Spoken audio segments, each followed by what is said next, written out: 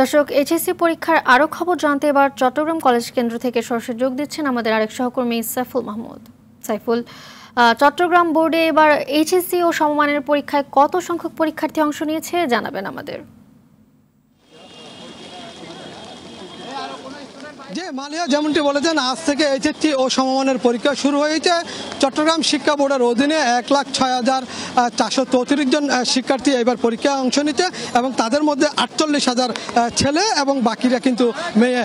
এবং একটা বিষয় জানিয়ে রাখি, সকাল থেকে কিন্তু গতকাল রাত থেকে কিন্তু প্রচুর পরিমাণে ভারী বৃষ্টিপাত হচ্ছে, যার কারণে কিন্তু আসলে শিক্ষার্থীদের আসতে কিন্তু ব্যাক পেতে হয়েছে এবং সেই সাথে এত বেশি বৃষ্টি হয়েছে যে কোথাও কোথাও কিন্তু পানি জমে গেছে এবং শিক্ষার্থীদের কিন্তু যথেষ্ট কষ্ট করতে হয়েছে। এবং নির্ধারিত সময়ের মধ্যে যদিও বলা হয়েছে 30 মিনিট আগে কেন্দ্রে প্রবেশ করতে হবে, সেটা কিন্তু কোনোভাবেই সম্ভব হয়নি। এখনো পর্যন্ত শিক্ষার্থীরা আসছে এবং খুব প্রচুর বৃষ্টি হচ্ছে। যদি বলি, এখন আসলে শিক্ষার্থীরা আসছে এবং শিক্ষার্থীদেরকে সহায়তা করার জন্য কিন্তু এখানে স্বেচ্ছাসেবক রয়েছে এবং বাইরে কিন্তু খুব বিশেষ করে গার্ডিয়ানরা খুব অপেক্ষা করছে শিক্ষার্থীরা আসতেছে সেই বিষয়টি দেখার জন্য। এবং একটা বিষয় জানিয়ে রেখে অনেকেই কিন্তু আসলে ভুল করে কিন্তু এক কেন্দ্র থেকে আরেক কেন্দ্রে প্রবেশ করে দেন।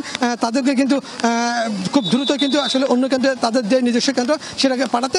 তবে সবথেকে বেশি সমস্যায় পড়েছেন অতিবৃষ্টি।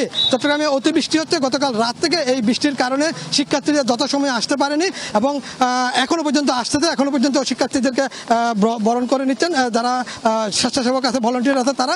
তবে সবাই ধারণা করতে একটি সুন্দর সুষ্ঠু পরিবেশে এবার এইচএসসি পরীক্ষা হবে, এটাই প্রত্যাশা করতেন সবাই। মালিয়া, এই ছিল পরীক্ষা নিয়ে আমার কাছে এই মুহূর্তে সর্বশেষ তথ্য। ধন্যবাদ আপনাকে।